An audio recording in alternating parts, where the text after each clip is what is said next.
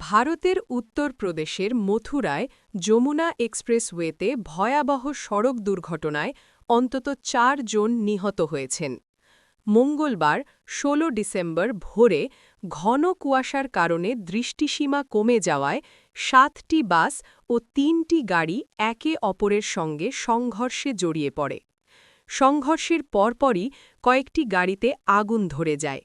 মুহূর্তেই আতঙ্কে যাত্রীরা ছুটোছুটি শুরু করে।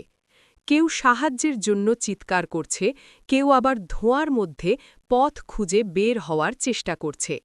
হাইওয়েতে বিশৃঙ্খলা ছড়িয়ে পড়ে এবং চারপাশে কান্নার শব্দে ভরে ওঠে পরিবেশ।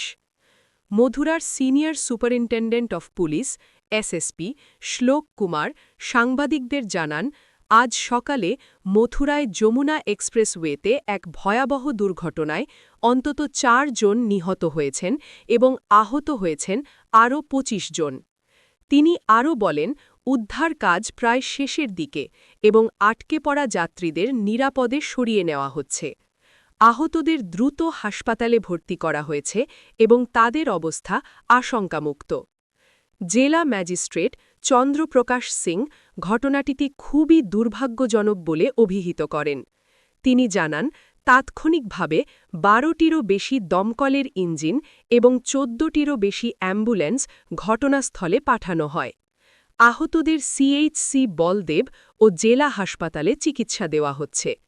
তিনি জোর দিয়ে বলেন, বর্তমান অগ্রাধিকার হল উদ্ধার কাজ সম্পন্ন করা এবং আহতরা যেন সর্বোচ্চ চিকিৎসা পান তা নিশ্চিত করা।